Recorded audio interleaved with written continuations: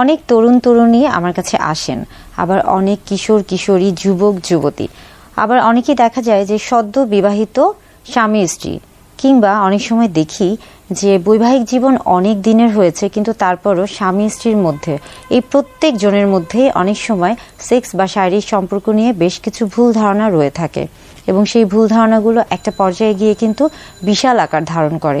তাই সেক্স বা শারীরিক সম্পর্কের ক্ষেত্রে ভুল ধারণাগুলো সম্পর্কে অবশ্যই একটা ধারণা থাকতে হবে, স্পষ্ট ধারণা থাকতে হবে এবং এই ভ্রান্ত ধারণাগুলোকে দূর করতে হবে।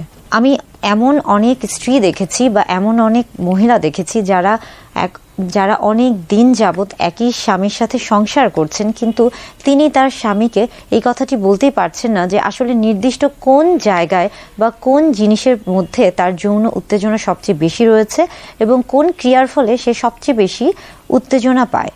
এই যে আসলে এই লজ্জাটা স্বামী স্ত্রী উভয়ের দিক থেকেই কিন্তু দূর করতে হবে।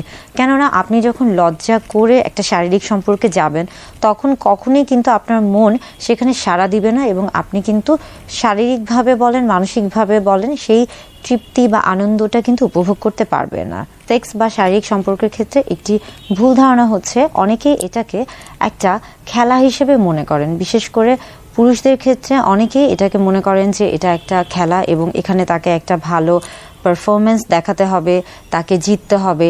এই যে বিষয়গুলো তিনি যখন খেলার সাথে এই বিষয়টাকে বিবেচনা করে থাকেন তখন তার মধ্যে কিন্তু একটা মানসিক চাপ তৈরি হয় এবং এই মানসিক চাপ কিন্তু তার শরীরে একটা শারীরিক চাপ তৈরি করে এবং যার ফলে কিন্তু স্বাভাবিকভাবেই যখন মানসিক এবং শারীরিক চাপ তৈরি হয় তখন কিন্তু সে কখনোই ভালোভাবে সেক্সুয়াল অ্যাক্টিভিটি যেটা বা পারফরমেন্স সেটা কিন্তু করতে পারে না, অর্থাৎ তার শারীরিক সম্পর্কটা কিন্তু ভালোভাবে সে উপভোগ করতে পারে না।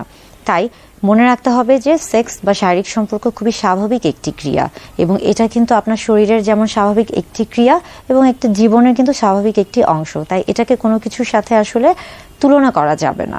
সেক্স বা শারীরিক সম্পর্কের ক্ষেত্রে আরও একটি ভুল ধারণা রয়েছে। অনেকের মধ্যে দেখা যায় যে আত্মবিশ্বাসের যে অভাবটা, বিশেষ করে নারীদের ক্ষেত্রে দেখা যায় অনেকেই তাদের দৈহিক অবকাঠামো সম্পর্কে একটা আত্মবিশ্বাসহীনতায় ভুগেন।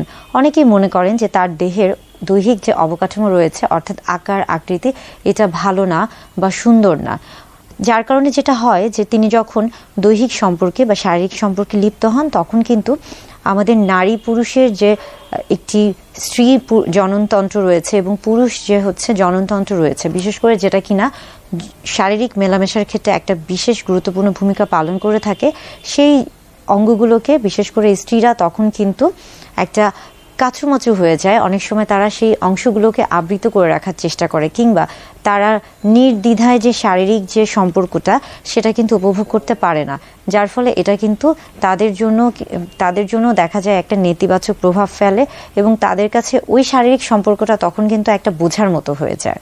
অনেকেই বিশেষ করে স্বামী স্ত্রী বা নারী পুরুষ উভয়ই, তবে নারীদের মধ্যে সবচেয়ে বেশি এই বিষয়টা কাজ করে, তাদের মধ্যে এই লজ্জাটা কাজ করে বা একটা ইতস্তত বোধ কাজ করে। এরপরে আসি সেক্স বা শারীরিক সম্পর্ক সম্বন্ধে আরেকটি ভুল ধারণা রয়েছে এবং এটি হচ্ছে সম্মতির যে ব্যাপারটা। স্বামী স্ত্রী উভয়ের ক্ষেত্রেই কিন্তু আসলে সম্মতির প্রয়োজন হয়। আপনি যতই বিবাহ বন্ধনে আবদ্ধ হন কিংবা যতই দুজনকে জানেন না কেন, অবশ্যই প্রত্যেকবার সহবাসের ক্ষেত্রে বা সম্পর্কের ক্ষেত্রে বা শারীরিক মিলনের ক্ষেত্রেই বলি কিংবা সেক্সের ক্ষেত্রেই বলি না কেন, প্রত্যেকবার কিন্তু সম্মতির প্রয়োজন রয়েছে এবং এটা কিন্তু আপনাকে যেমন মানসিকভাবে প্রস্তুত করবে তেমনি আপনার শরীরকেও ইতিবাচক একটা প্রভাব তৈরি করবে।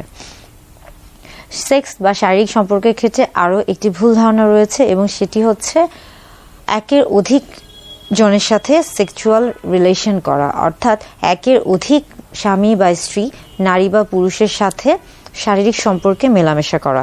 এর ফলে যেটা হয়ে থাকে যে স্বামী বা স্ত্রী, নারী বা পুরুষ বিভিন্ন ধরনের যৌনবাহিত সমস্যা বা রোগে ভুগে থাকেন। অর্থাৎ এই যে ভ্রান্ত ধারণাগুলো রয়েছে এই প্রত্যেকটি ধারণাকে দূর করার জন্য অবশ্যই আপনাকে সেক্সুয়াল হেলথ এডুকেশন বা সেক্স এডুকেশন রয়েছে সেই বিষয়গুলি সম্পর্কে আপনাকে জানতে হবে। তা না হলে দেখা যাবে যে সারা জীবন একটা ভুল ধারণার মধ্যেই আপনি থাকবেন এবং পরবর্তীতে কিন্তু এটা আপনার যে শারীরিক সম্পর্ক আছে সেই সম্পর্কে একটা নেতিবাচক প্রভাব পড়বে।